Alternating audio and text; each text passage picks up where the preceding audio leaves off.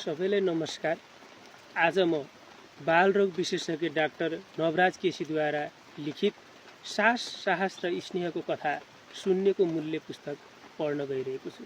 यो पुस्तकको पृष्ठ 83 अन्तर्गत बुवालाई चिठी भन्ने शीर्षक भित्रको 111 देखि 115 सम्मका पृष्ठमा लेखिएका कुराहरू यहाँ वाचन गर्नेछु।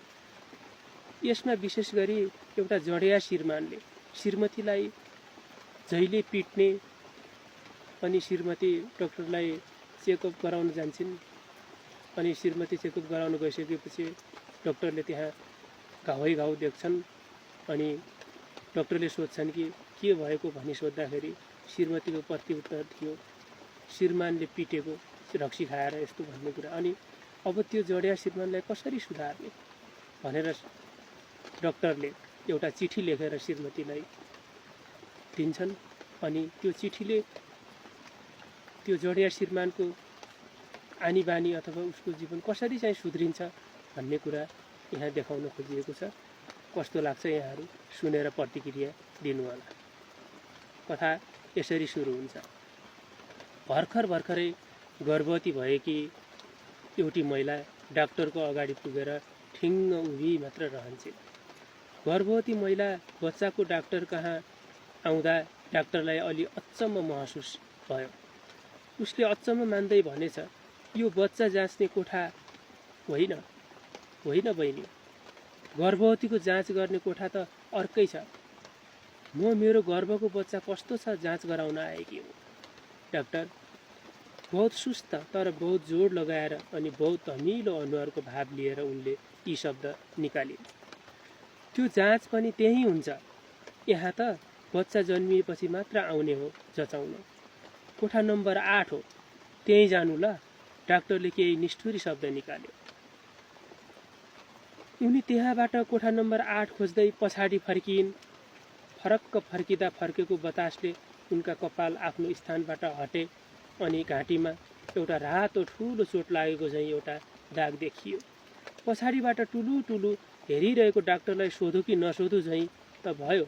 मनमा धुकचुक हुँदै पनि उसले सोध्यो, के भयो घाँटीमा बहिनी? प्रश्नले उनको दिशा बदलिदियो। उनी फेरि डाक्टरतिर फर्किन्, तर कहीँ हराए झैँ केही बोलिनन्। उनी नबोलेपछि डाक्टरले कर गरेन, तर दुवैजनालाई हेरिरहे। एकछिनपछि उनले 2 थोपा आँसु झारिन् अनि सँगसँगै उनका बक पनि फुटे। मेरो श्रीमानले पिटेको हिजो, पेटमा लात्तीले हान्यो। बच्चालाई असर छ कि भनेर देखाउन म अस्पताल आएकी। डाक्टरलाई नमज्जा लाग्यो। उसँग धेरै शब्द थिएन। दिमागमा करेन्टको झट्का लागे झैँ भयो। शरीरमा पनि तीव्र झट्का महसुस भयो। जाऊ बहिनी, कोठा नम्बर 8 मा जाऊ, त्यही जाँच हुन्छ अनि अल्ट्रासाउन्ड गरेपछि सबै थाहा होला। डाक्टरले विदाईका अन्तिम शब्द उनका पोल्टामा हालिदियो। उनी कोठाबाट बाहिरिन्, तर केही बेरसम्म पनि उनको उपस्थिति अझै कोठामा महसुस गर्न सकिन्थ्यो। उनको आकृति डाक्टरको मनस्थितिमा उस्तै प्रष्ट थियो। चाहेर पनि डाक्टरको दिमागबाट 1 सेकेन्ड पनि उनी हटिनन्। ठुल्ठुला आँखाले तरे झैँ लाग्यो डाक्टरलाई। भनिन्छ नि, जीवनमा जताततै अन्धकार देखिए फेरि हेर, यताउता हेरिराख, कतै तिमी आफै त प्रकाश होइनौ, त्यो अन्धकार चिर्ने। अचानक डाक्टरले दिमागको अन्धकारमा एउटा दियो बले झैँ भयो। नजिकैको कापीबाट उसले एउटा पन्ना च्यात्यो, फटाफट केही लेख्यो। त्यो एक पन्नालाई 4 चोटि पट्यायो अनि उसको कोठा बाहिर अरू बिरामीको भिडमा हराएकी त्यो गर्भवती महिलालाई खोज्न पुग्यो।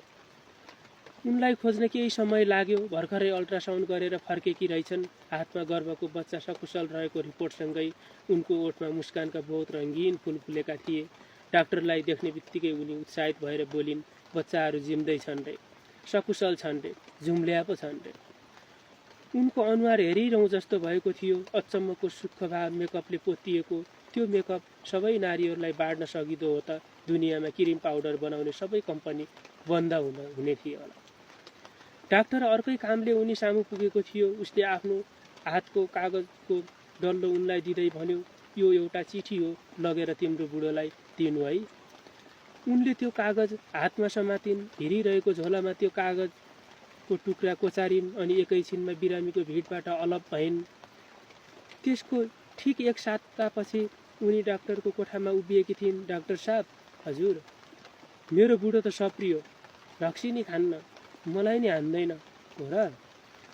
त्यो हजुरले दिएको चिठी पढेको भोलिपल्टैबाट बुढो अर्कै भइगयो।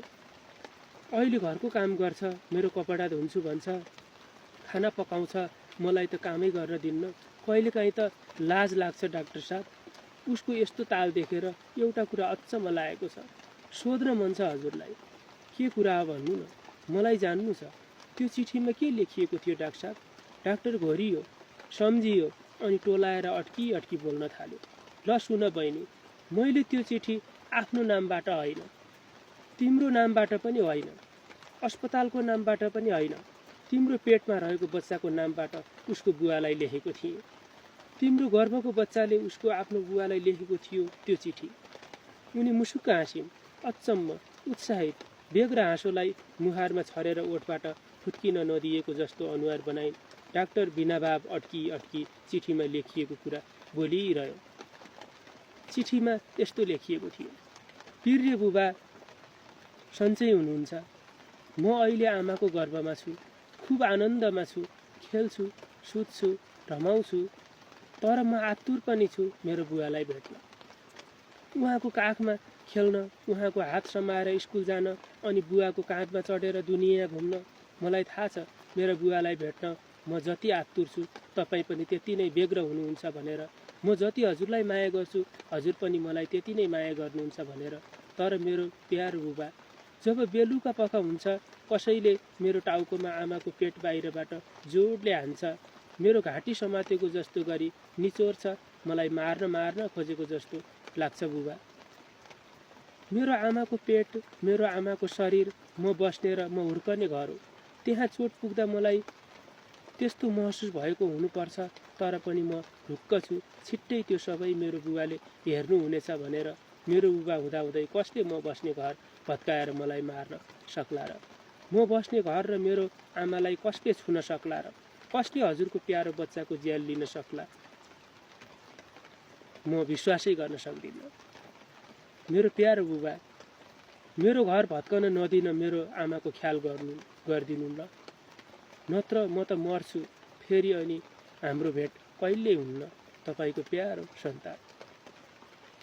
बल्ल डाक्टरलाई सबै कुरा प्रष्ट भयो।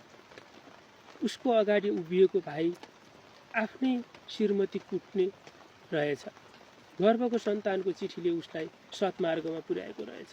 महिलाको शरीर स्वस्थ राख्नुको फाइदा थाहा पाएपछि घरमा उसले ठुलो समय आफ्नी श्रीमतीको हेरचाह गरेछ। महिना दिनसम्म अस्पतालमा आफ्नी श्रीमतीलाई र आफ्ना तौल नपुगेर जन्मेका बच्चाहरूलाई खुब ख्याल गरेछ उसले। अस्पतालबाट घर गएर पनि उसले एउटा मिहिनेती कृषक झैँ आफ्नी श्रीमतीको विशेष ख्याल राखेछ। आज डाक्टरको अगाडि श्रीमती र बच्चाहरू बोकेर गर्वले छाती फुलाउँदै पुगेको पो रहेछ। डाक्टरले बल्ल उनीहरूको कथा सिलसिलाबद्ध रूपमा बुझ्यो। यी दुईको कथा एउटा कथा मात्र थिएन, एउटा गहिरो रहस्यको उजागर पनि थियो। महिलाको शरीर केवल फूल होइन, फल मात्र पनि होइन, फूल र फल निस्कने वृक्ष मात्र पनि होइन। त्यो माटो सम्पूर्ण मानव सभ्यता उम्रने एक मात्र मलिलो माटो हो। माटोको सुरक्षा कति महत्त्वपूर्ण छ, डाक्टरले कति नै पो भनिरहनु पर्छ र? जुम्ल्याका आमा बुबा बिदा भए, फेरि कहिल्यै भेटिएनन्। भीमकाजीका बुढाबुढीको पनि खबर आएन, ती पनि हराए झैँ भए। तर डाक्टरले हरेक दिन जसो उनीहरूलाई कहीँ न कहीँ भेटिरह्यो। उनीहरू जताततै थिए, दुबझैँ फैलिएका। किताबमा पनि उनीहरू नै, कथामा पनि उनीहरू नै भेटिन थाले। हुँदा अस्पतालमा फरक नाममा फरक अवस्थामा प्रस्तुत पनि भए। बेला बेला लाग्थ्यो वातावरणमा होइन, आँखैमा टाँसिएका थिए उनीहरू। हिजो संसारमा सबैभन्दा ठुला संस्थाको एउटा कार्यक्रममा पनि उनीहरूकै कथा सुनाए चाहिँ लाग्यो डाक्टरलाई। कर्णालीमा 49% बालबालिकाहरूमा कुपोषण छ अरे। कथाको विषयवस्तु ओखती गर्ने कि भिटामिन बाँड्ने कि विद्यालयमा खाजा बाँड्ने भन्ने कुराकानीसँगै कथा सकियो। हस्त नमस्कार। यहाँहरूलाई यो कथा कस्तो लाग्छ? जस्तो लाग्छ त्यस्तै प्रतिक्रिया दिनुहोला। बाँकी यस्तै कथा यस पुस्तकमा भएका यस्तै घटना परिघटनाहरू सुनाउन म हजुरहरूलाई फेरि पनि आउने नै छु।